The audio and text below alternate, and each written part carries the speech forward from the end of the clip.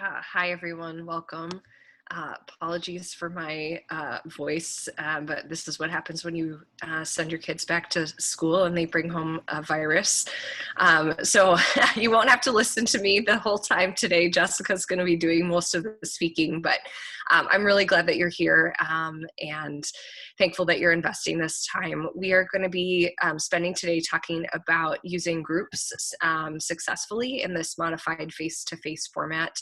And we'll have some hopefully really practical tips for you to bring into your classrooms this fall when it comes to groups. So Jessica's going to lead us through most of today.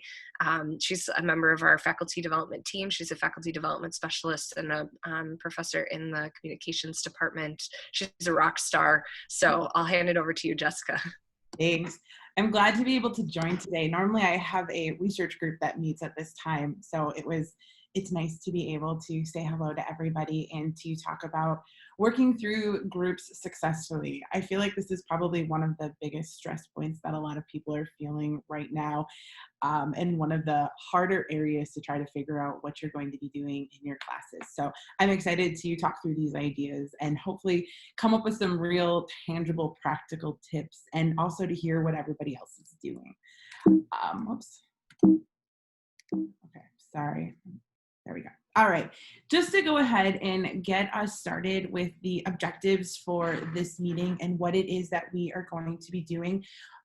One, we want to think about what the expectations are for group work and modified face-to-face classes, how that is going to look a little bit differently than it has in the past, how that might look even if there's a transition to fully online, partially through the semester, and just really trying to figure out what that group work is going to look like. And one of the things that I find that as I was working through this that was really important was it wasn't just thinking about the big group projects. It's easy to think about, to me, kind of that start to finish project, but also really starting to think about those smaller projects, those smaller interactions. I found last spring, that was probably the biggest issue that I had with my students.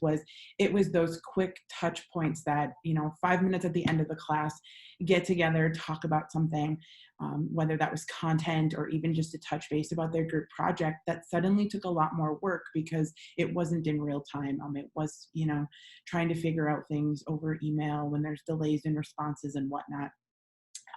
Explain various ways to use groups in a modified face-to-face class, thinking about what some of those different options are going to be, what those groups might look like, how that structure might change, and then finally thinking about the role that groups play in your course.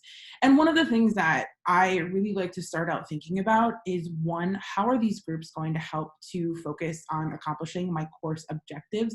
So always just going back to the heart of, is this group project going to accomplish one of the objectives in my class? And to really consider, is part of it, what is the goal? What is the outcome? Not just in terms of the content that students are going to get, but also to start thinking about, is there a reason that this is a group project versus individual? And what do I ultimately want that group to accomplish? I have found that in my courses all contain a pretty strong group component, and I have found that I've had to change the outcomes. I've had to change some of the focus within those group projects simply because what I was hoping to accomplish, some of it was better accomplished through an individual assignment or just changing some of that focus. So really thinking through those projects and knowing what it is that they're going to, what they're going to accomplish. All right. Oops, sorry. Are you talking about more like a long-term project like that leads to an assignment, and you're not really talking about short little instances of group work during a class session? A lot of what we'll cover will really take care of both of those, thinking about what the goal of each group is, and then ultimately what it is that you want to try and accomplish. So this would include if you're just doing, short sessions within your class where you have students get in a group and talk, but also thinking about when you're trying to create that long-term group where they have to ultimately do a presentation or ultimately complete a paper or to create a campaign together, what that might look like. All right, I'm not sure why I'm struggling to change. All right. All right. Just to start us off in thinking about some of the research that is out there, we know that the groups are going to be a really critical part of your class. The research found that the teams that were being used, they had less rates of students withdrawing and receiving D's or F's than classes that didn't have that group component. So even though they feel like they cause a little bit of extra stress for both you as well as the students, it is important to think about the fact that they were able to reduce some of that student angst and especially to result in better grades. So I think that's a really key part to keep in mind as we're working through this.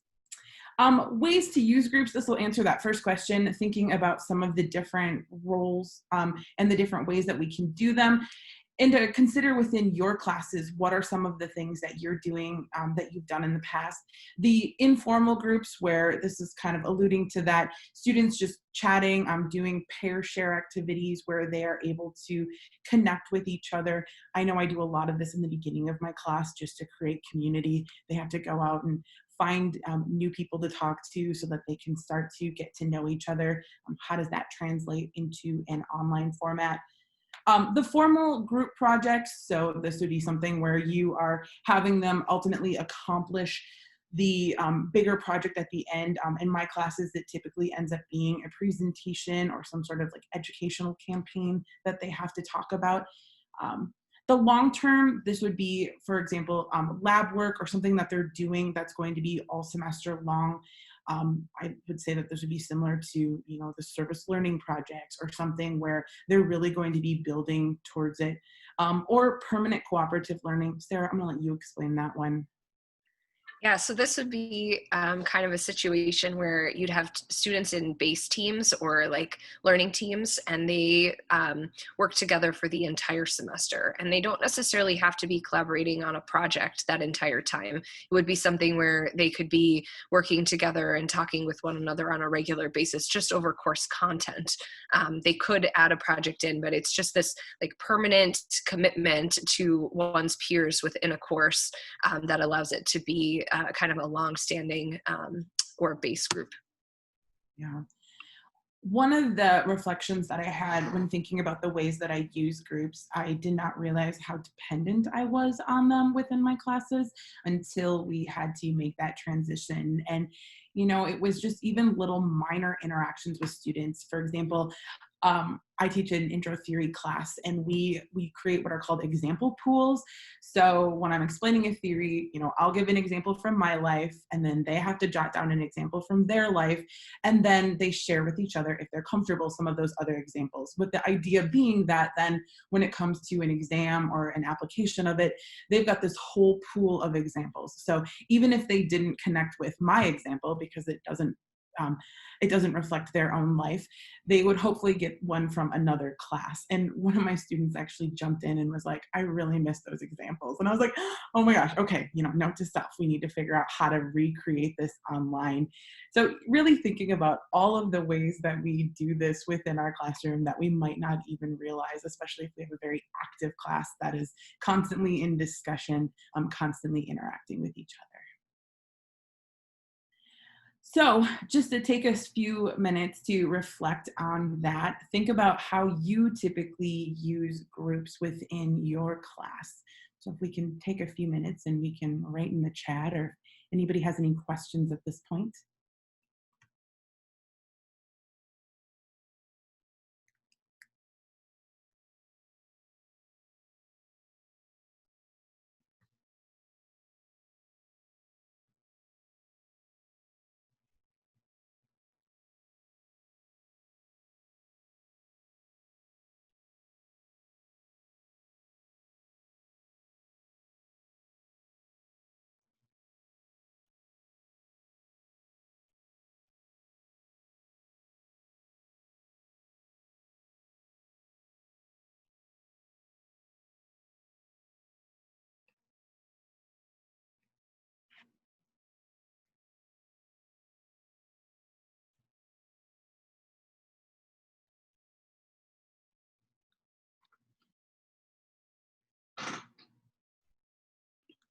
Yeah, this is a great list, you guys, as you're looking down the chat. People are using groups formally, informally, some long-term collaborative, some permanent collaborative and cooperative learning, problem solving, discussing, working together, drawing, writing, right? We use groups a lot.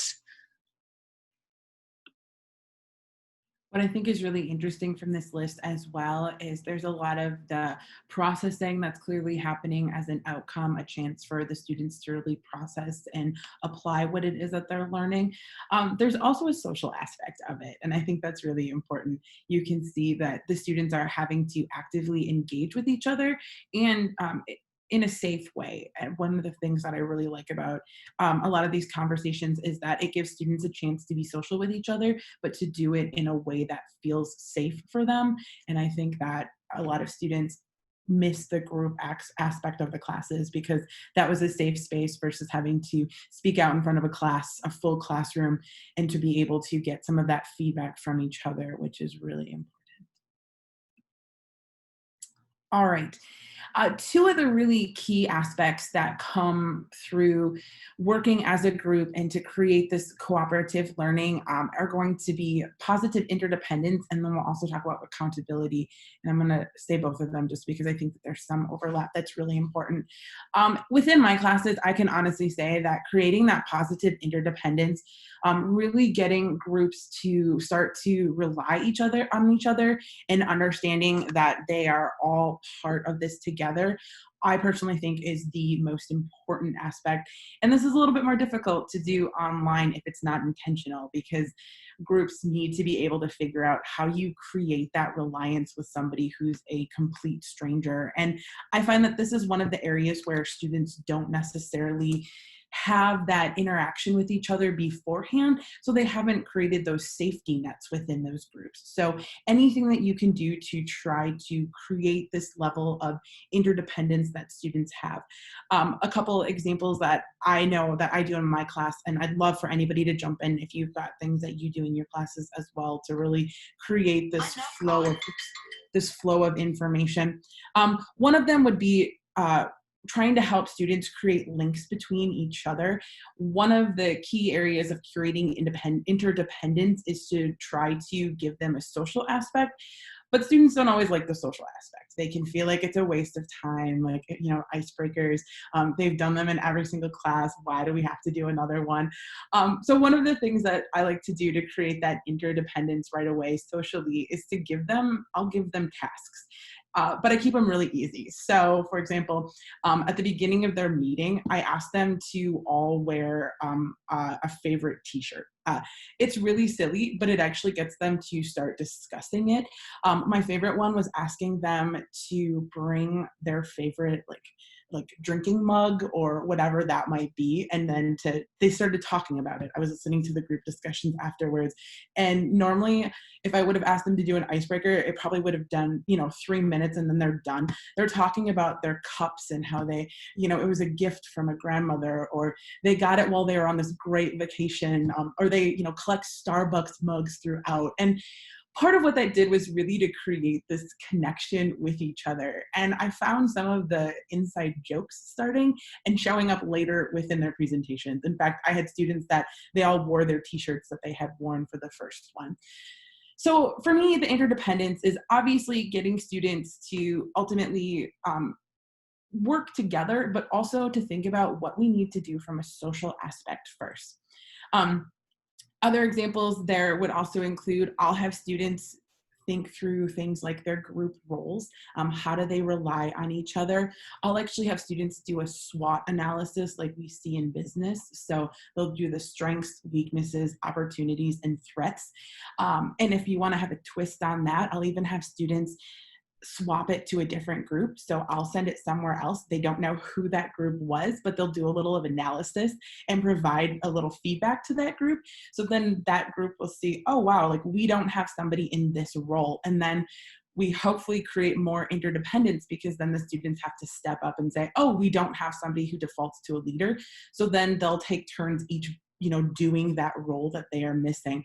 And it's a lot easier to add some of that critical analysis, I find, when it wasn't your group that you're having to talk about, when I don't have to be like, well, I see you sitting across from me and, you know, this is going to detract from the group. So it really creates this safer space, I find, for students.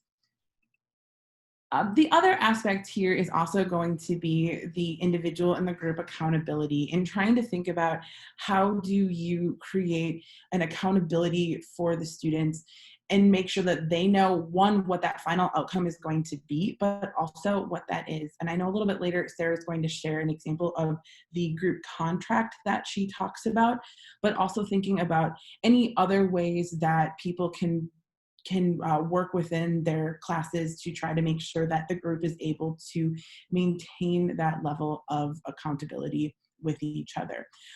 Ultimately, this brings in some of the processing that needs to happen, and then gives students that sense of understanding what they are responsible for.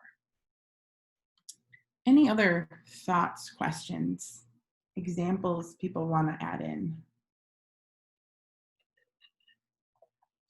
I think one thing I've heard in some discussion groups that I've been a part of this summer is teaching the online group processing skills. Like, so one way to increase maybe buy-in for your students in more of a virtual format is just reminding them that as they move into the workplace, virtual discussions and meetings and conversations and virtual teams are going to be a part of the world in which they are employed and serving for the rest of their careers. And so this is a great kind of practice ground for developing those skills, especially in a virtual format, which is unique for all of us as we kind of head into fall of 2020.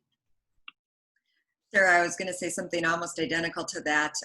When working with my students this summer online, as soon as we went from everybody's got to turn on the video camera while they're in Zoom to this is your time to practice what your online presence is going to be like. You need to watch how it is that you are showing up to the people in your group, and we need to start providing feedback to one another. So when so-and-so is watching Netflix and his eyes are up to the left there, it makes the group feel like we can't actually continue with our group work until so-and-so turns off Netflix. And by the way, we can see that you're watching Netflix because it's in the reflection on your glasses.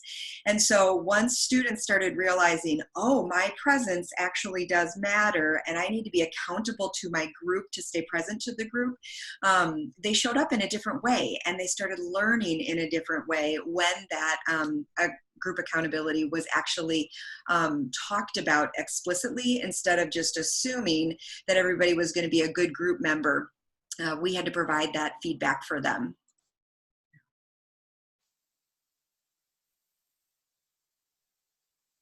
It's really a unique time to be able to offer out the kind of this dual experience that they're having, because students are going to need to learn these skills, even in terms of interviewing now. You know, so many of them have come back and they're like, oh my gosh, all the interviews are going to be online. Like, what do I do? And they're like, was the space that I gave speeches in okay? And, you know, it made me realize how important it is to, even if I'm not using that as part of their grade, to give them some of that real world feedback. I had several students who, you know, they had ceiling fans, which are a pretty common thing in houses. But when I can see the ceiling fan going around above them, it's really distracting. Or I took my curtains down in my office to wash them. And I was like, oh my gosh, there are glares everywhere in here. And so trying to figure out, you know, what does it look like? What is it that you are doing? And is that impacting the way that you are participating? So trying to figure out, what does that look like? It's a whole new level of content that a lot of them don't have experience in, or they haven't been given any feedback on it. So definitely groups have a whole new element to them right now. Jessica, I'll just add one more thing that I found that I needed to start including in my assignments this summer to establish the positive interdependence is I had to look at all of my objectives for any assignments that I was going to have done in groups and start to see, could I parse out very specific things that each group member could potentially do. So that way I was grading the final product based on what each one of them said their role was, going back to your role assignment. And I noticed that I did not do as much work with regards to role assignment in my assignments previously, but now that I was online and I needed to be watching for things very carefully, I needed to do much more work around role assignment to help with that positive interdependence. When they all knew what to expect from one another, they worked better together. So I needed to do a little bit more front end work on my end. Yeah. Absolutely. Another way to work on positive interdependence is to allow the group to set goals together, and then have time to evaluate together how they're doing on their goals. That can be even for like just the short term, what's our goal for this meeting, or it can be longer term, like if the group is sticking together for a while. And that works pretty well. Absolutely. One of the long-term assignments that I'll create that goes alongside of it is just the basic timeline that usually I partially set that because of the due dates, but then also having the students set up a timeline, and then within that timeline doing a check-in process. Okay, at this point in time, you know, here's where we said that, here's where we were going to be. This was our short-term goals within this assignment. Did we get there? Why didn't we get there? And then what do we need to do if we're running behind and we need to reconnect on it? That's also a really quick place for me to go and look to see how the group is doing and how they're moving forward, because if they are starting to if they're starting to get behind, you know, what can I do to try to help them out? Because a lot of times I found, especially in the spring, it wasn't always that the students were struggling. They weren't poor students, but they were just students who were really trying to work within the circumstances that we were in. And so, you know, trying to help out with that accountability, because I feel like it looks a little bit different now than it has in the past. While our students have always been extremely busy outside of class, it became even more of an issue for students who were, you know, I had a student who had to pick up a job being an Amazon driver or helping their siblings out with school. And so definitely that idea of individual and group accountability changed a little bit because students were working within those really difficult circumstances. And a lot of those circumstances will still be present for them in the fall. So trying to figure out how do we help them create even what is expected accountability. At the end, while the assignment does need to be completed, you know, at the beginning of the semester, it's hard to know what the world is going to look like in 3 weeks, let alone 10 weeks or, you know, at the end of the semester. And so really helping them to process everything that's going on. I think the infamous Google Doc is going to come back into play here to create the shared outcomes or desires for how to get group work done and the timeline. And then if the groups then share their Google Doc with their timeline, we're going to get this done by this time, then we as instructors are able to monitor and help hold accountable in a way where we wouldn't even see our students, but the Google Doc will keep us appraised of that. So good. Absolutely. That's a great segue too, Christine, into thinking about what the instructor's role is going to be in this cooperative learning process. And I know I've found personally that my role looks a little bit different than it has in the past. And it's changed really based on my classes and the content that I'm trying to cover, even the level of students. My first year students, this is such a brand new experience for them that they do need a little bit more support. They need a little bit more of that touch point. But even my senior students, I found really, I had to think about what my role needed to be. And once we went online, I did find that I had to be a little bit more proactive to offer the support for them, to help them come up with new ideas, just because they were as overwhelmed as all of us were. So trying to figure out how do we do that? So thinking about what the instructor's role is in cooperative learning, I think that this is a really complex question to start considering, and one that does need a lot of consideration on the front end of the experience to try to think about what is your role going to be and what is it going to look like and how it might need to change as the class goes on, especially if you see a need for groups to have a little bit more support or maybe a little bit less support. And I'll cover some examples of that later on as well. with some of the ideas. First of all, just thinking about the objectives, both the content, the collaboration, the social, really thinking about what students are going to need to accomplish this project, as well as to think about what is their collaboration going to look like. In my courses that have intro level students or have content that is especially difficult, and this is true both in my long-term groups as well as my short-term groups, oftentimes I'll give them a pretty specific set of content on what that collaboration is going to look like, to the point of giving them ways to discuss it or ideas. And I'll talk about some of those a little bit later, as well as some of the social and what those expectations are going to be. Thinking about what the tasks are, and again, I even find having to really break those up. I'll often tell students that this assignment will require, 3 group interactions, to try to help them know that they don't need to try to get together for 5 hours one day and 6 hours the next day, but to try to give them some perspective about what I believe it's going to take for them to accomplish this. Well, I realize that that can be really limiting, especially in the beginning. I find that it helps give them a little bit of guidance, just because otherwise they can really struggle with what that task should take. It can take a lot longer online if they're not prepared. And I find that once I start with giving them some perspective, hopefully that will help them to be able to get to those tasks and do that. Creating that interdependence, we just talked about the interdependence and the accountability and different ways to achieve that. But also to be able to find the ways to process and figure out what as a team they're doing well, what are they understanding, and we'll give a couple examples of ways to do that in a little bit as well. But really thinking about then how am I helping them to process the experience that they're going through, and then also what is my response going to be? Because as an instructor, I find that it's better for me to have some plan of if groups aren't doing well or if groups aren't getting the content, what is my response going to look like to them to make sure that they are able to accomplish what it is that they need to. And I'll let anybody else jump in.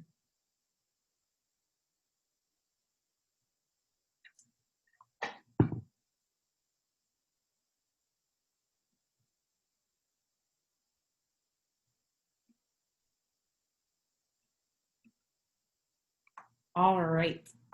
One of the things that I know Sara does, and I'm guessing a few others do as well, to try to help achieve this is the group charter or the group contract. So I'll let Sara talk a little bit about what she does. Yeah, this is something that I was introduced to while I was a graduate student, and it's been a foundational piece of my courses ever since then. This is sometimes called a group charter or group contract, but my aim in this is to really get students started. And I find this is extremely important working with a 100 level student. Sometimes I'll give them a form, and I can share a copy with any of you that would like to see a copy of the form that I use. But a lot of times I leave it open-ended, and I'll put it on a slide and just walk students kind of through these step by step. But I'd like them to first initially start out with their names, so that everybody's taking the time to learn how to hear and see and pronounce each other's names. That's super, super important. And so I want them to share each other's names. I want them to write down each other's names. I think that's very valuable. And then I would love for them to create a team name, to generate a sense of identity together. This is a really hard thing to ask them to do on the first day. So I often will give them sometimes like a category or a theme.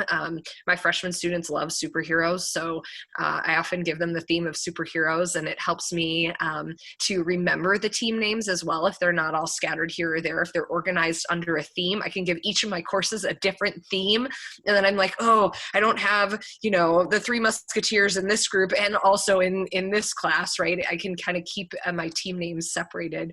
But I'll give them a chance to think about a team name, and I usually ask them to identify it by about 3 or 4 days of working together so that we can solidify an identity for them. And then I start with them in terms of their own quality expectations. I just kind of lay it out for them and say, you know, recognize that not everybody here is shooting for the same thing. So, you know, in your ideal world, like kind of where do you shoot for? Are you want to do the best you can? Do you want to push the envelope? Do you want to be the innovators, the leaders? Or are you okay with the status quo? You know, like, let's get that out there and let's have a conversation about it. So I give them some prompts to say, like, sometimes an example, like, you do this project, here's a scenario, how does this make you feel, right? So they're processing, ooh, this was kind of mediocre work, am I okay with that? And then if there's people in the group that are okay with mediocre work and there's other people in the group that want higher quality, then how do you come to an agreement about what you're aiming for and what you're shooting for with your work? I give them a chance to talk about their communication. And for those of you using groups, and especially ones that work with them over the longer term, you know that communication is the biggest hurdle for teams. And so I let them spend some time deciding ahead of time how they're going to communicate. Will they use GroupMe? Will they use email? Will they use the Moodle chat feature? Will they text each other? Like, what is the medium through which they're primarily going to communicate? And then I actually, if I'm real time in the classroom, I have them pull out their phones, enter their contact information, set it all up, like, while they're there in that space. And then after that's done, it's important for them to have some rules in place for communication. So for example, most students don't use email to communicate anymore. I know, shocker, right? But they're not using that. But if they were, I give them the example of, like, will you CC everyone in your group on every communication, right? Does everyone in your group need to be involved in every communication to keep people in the loop? Or are you okay with 2 people from your group having a small offside sub-conversation that has to deal with the whole group and content from the whole group? And so that is something that most of them have never thought about before. And so I'll just put it out there for them and say, what would you do in this situation? I've had students think through scenarios like, what happens if we send a text and we don't hear back from that person? Is it okay to go to their dorm? Is it okay to try to contact them in another way? Again, they don't often think through these things, but this is where communication can really fall and break apart for our students. So give them some opportunities to talk through, how will we communicate? What is our expectation?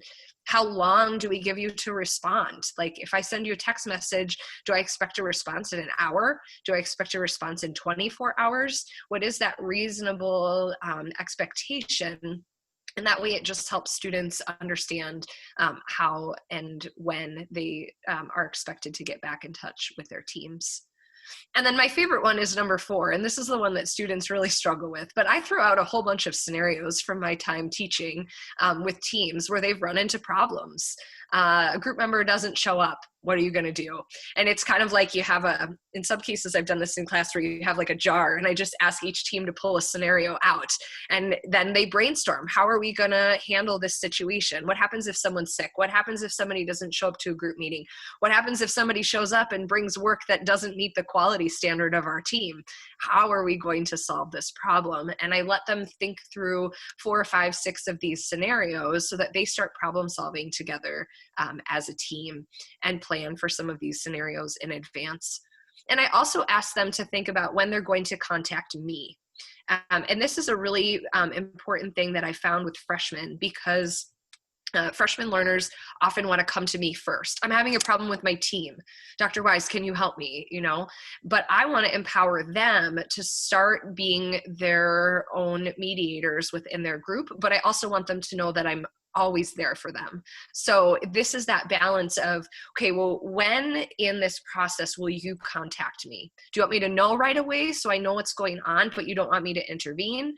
Do you want to come to me when you're ready for me to intervene? Like, let's establish some norms so I know how to interact with your group. And that's been really helpful. So I have all my students do this. It takes a little bit of time, but it's well worth it, because I find that my number of communication challenges in particular decreases substantially when I do this up front. And then I set them up with some organizational things as well. I can talk more about this later, but I found Google folders are phenomenal for teams, and I'm using them regularly, have in the past and will going forward too. So yeah, any thing you want to add, you guys? Sara, I just want to say thank you so much for this, because communication is going to be such a huge piece for this fall, and this feels like you're saving us from a lot of unnecessary communication. If the work is done at the beginning of the semester and groups really form themselves well and they have good parameters for how they're going to interact with one another, it'll take care of a lot of the stuff that we might feel like we're having to address, and we just don't have time to address those kinds of things. So this is a great preventative or preemptive measure, and I just want to say thanks for that. Yeah, for sure. Can I just say too, one of the things, I do a lot of these things with my groups, but about halfway or 3/4 of the way through the semester, I have them do this all over again and take the criteria that they've developed and ask them, did this work? Did it not work? Which of the scenarios actually happened? Did you do what you did? Why didn't you? And then they have to recreate their criteria. Peggy, that's really fantastic. It's a modification of just a different way to check in with the group, but I love having them revise some of their decision rules. That's really, really great. And I'm sure that they run into different scenarios at that point, and their relationship is different. So they may choose to handle things differently by a couple of weeks in. So that's really insightful. Thank you for sharing, Peggy. So Sara, we do have a question about if you could say a little bit more about the Google folders, and people are interested in having a copy of the form that you hand out. So maybe after we come back from breakout rooms, if you have it accessible on your computer, if you could drop it in the chat, that'd be great. Yeah, I will definitely do that. The Google folders, I basically set them up for my class. So in my Google account, I just create a course folder, and then within the course folder, I set up a series of groups, and I just label them by their team name, and then I share each of those folders with just the team members themselves. I tell them that this is their repository, this is their shared space. They can put anything in there that they want. And then oftentimes I will ask them to submit materials both on Moodle as a link to their Google Drive. And then I will end up giving some feedback to them where I can use the comment feature and the chat features and all of the nice communication tools inside the Google platform with my students. But it's really convenient for me to grade or to provide feedback, because I can just open the course folder and I can look for the assignment, and I've got them labeled like for the submissions, like this is assignment 1 and here's the title, and then I can just go through their folders to grab that information. It's also really lovely because you can track user history in the documents themselves. So I can see who has actually been typing, who's been editing, who's been going through. I can actually see who's typed in the computer. And I think that will become even more useful for us this fall if more and more students are virtual. It was harder to know when they were sitting in a room together and one person was just typing who was all contributing. But if they're all remote and they're all on their own computers, then we're going to be able to see much more readily who is using the Google document and kind of what contributions each individual team member is making to the document. So Jolene, if you have more questions about that, feel free to reach out. I'm happy to share any more details that you would like. Important stuff. I also think that with the communication expectations, one of the areas where I will weigh in on that is also giving them guidance in what they have access to and what is Bethel and Moodle connected as well. Because again, kind of like the folders, if there's something that I need access to, I also don't have time to learn 6 different ways of communication that they have found through an app on their phone or whatever it might be, or a tool that they're using in another class. And so really being conscious about what tools they have to use. I know that was difficult for students in the spring, which obviously was different because we were all just trying to figure out what we could use right away, but to really think about within classes, what communication expectations do you have, even in terms of some of the tools that you advise students to use? Because while some of them are great, some of the different group chats, not every student is going to have access to those, and being really conscious about the data that they have available to them, to even room for apps. I know students were talking about having to delete and download apps because their phones were full, because they needed to use all of the different types of apps for each of their classes. And so giving students some guidance on, okay, like, are you going to be able to sustain this? Is this something that you'll constantly have access to? Do you need to have constant access to it? All those little pieces. And I'm sure that as we continue to work through a very virtual environment, we'll find even more little pieces there. All right. One of the items that we keep bringing up is this concept of group processing, and really trying to figure out ways that students are able to, or we're able to check to see how students are doing in terms of processing the information. A couple examples that you can use within your class.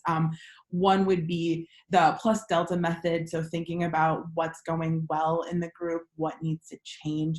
I love using tools like this as little informal assessments that students have to be able to provide to me.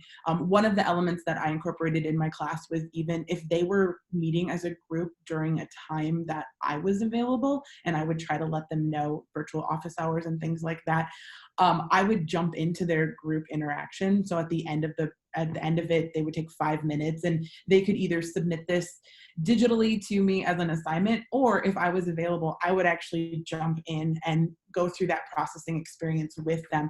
And I found that that was a huge touch point for me, because it was my only way a lot of times to get some of that interaction with those groups. Normally I'm in the classroom, I'm listening, I could hear where the tough points are, and suddenly students were doing things and they're like, oh yeah, I've got it. And I'm like, you don't have it. But I couldn't pinpoint what some of those difficulties were. So trying to find a way that I can figure out, okay, what content do students not fully understand, or what issues are the groups still dealing with. And if somebody else wants to jump in on the group effort assessment. I don't use that one personally. Yeah, so this is just something that I have used where it's like a group effort evaluation or group effort assessment. And this works really well with 100 level students. Sometimes I give them a concrete way to analyze their group effort. So sometimes I'll ask them to evaluate themselves and all of their team members in terms of quantity and quality contributions to like a milestone, or kind of a halfway point to their final project, or maybe at the end of their project. And justify their response. So give them some metric to use, and then ask for their reasoning or their rationale. Other times I give them a sum of money, like, hey, you just finished this project. Here's $1,000 for doing it. Divide it amongst your team members. How would you pay yourself and everyone else? And I do this in a confidential manner where the students are only reporting this information to me. And I don't look at any one particular response heavier than others. I actually use the whole groups together. And I try to understand, is the storyline consistent with what I'm seeing in class and the work that I'm doing? And I find that students are pretty honest here, especially when you put it in monetary terms, right? That's the one where I tend to get the best responses, because some of them divide it like to the penny. I mean, they're like pretty strict about how this money is getting divided, and they have good justifications for it. The quality and the quantity, that works better with more senior learners, so our juniors and seniors, because they have a better gauge on what is quality and what is quantity. Quantity is pretty easy for a freshman. Quality is a little bit more challenging, especially when you're working with a disciplinary quality, where your upper level learners have a much better grasp on, is this quality, and what does that look like? And they can justify it a little bit more. So putting it in some concrete terms for our younger learners is really important, because you can still get the information that you're looking for from them. You just have to kind of ask it in a different way.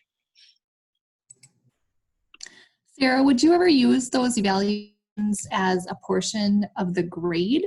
for an individual. So if you have a group assignment and then maybe part of the rubric said, was related to how they were evaluated by their group members as being full participants. Is that something that's recommended, or is that something on a junior, senior level?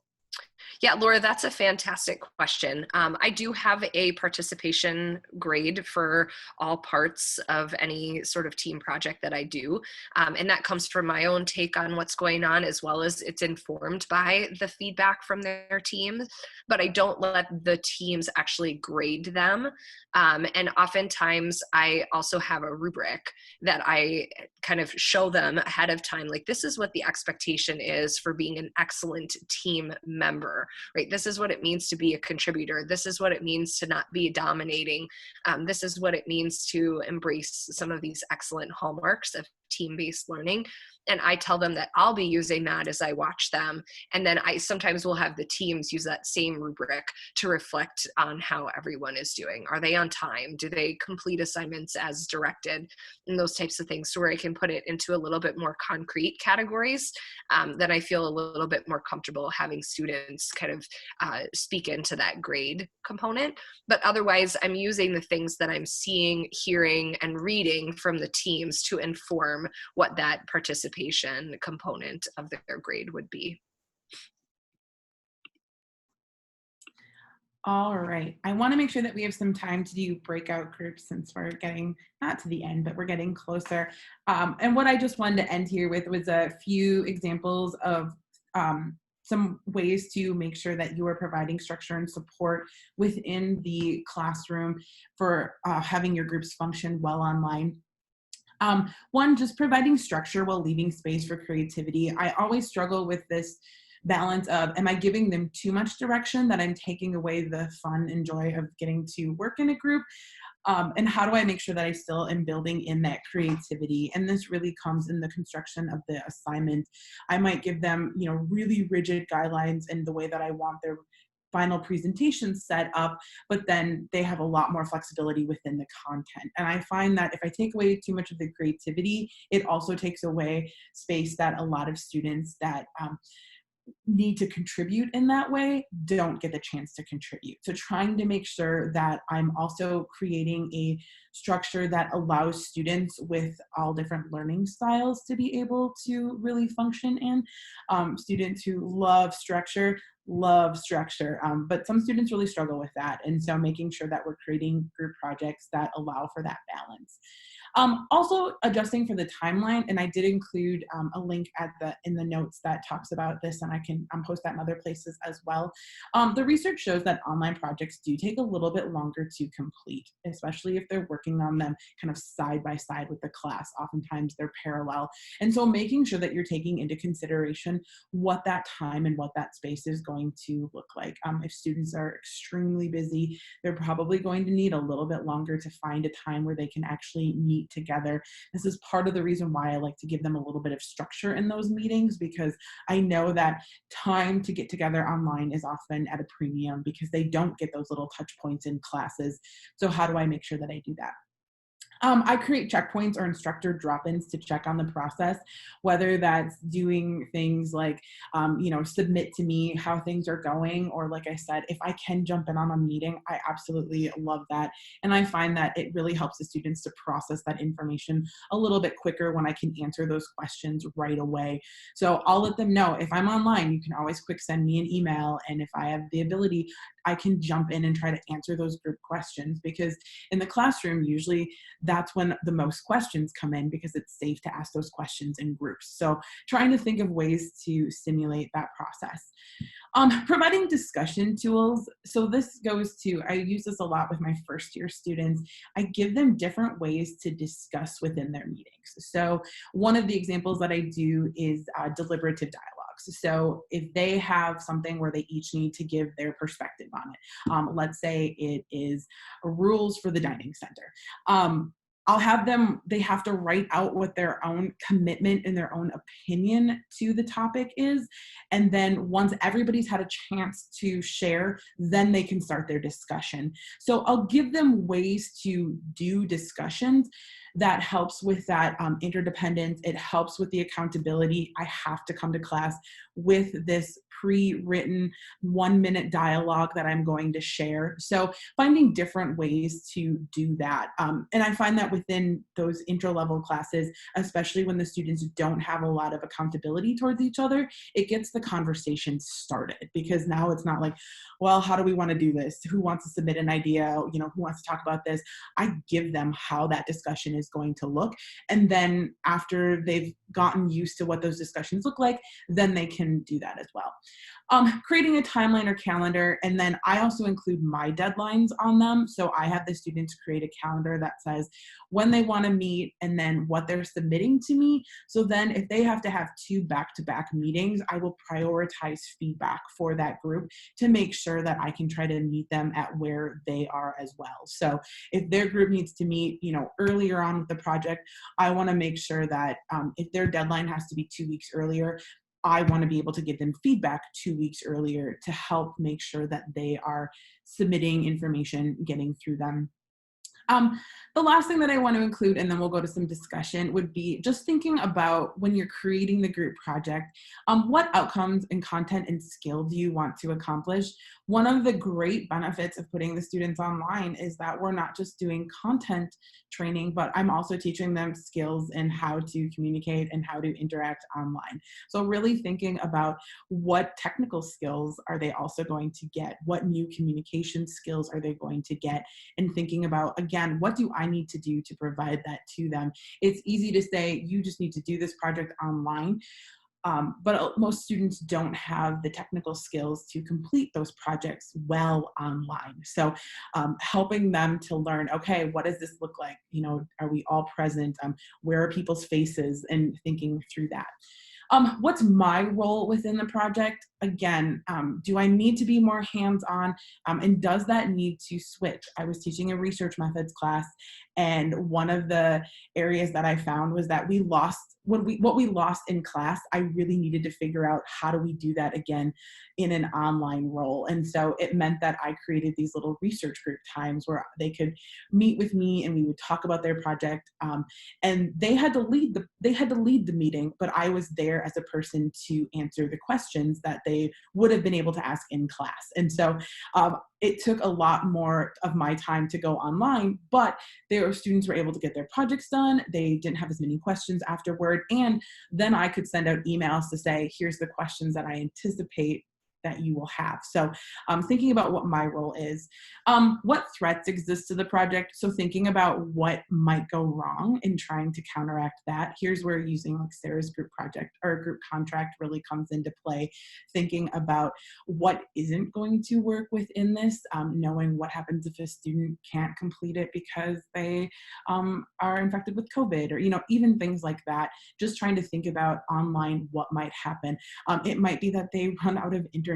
I know that happened to me this past spring. And so, you know, the students might not be able to show up face to face unless they're sitting outside of a caribou. And so thinking about what does that look like and what are some of those online issues. And then finally, the tools that students can use.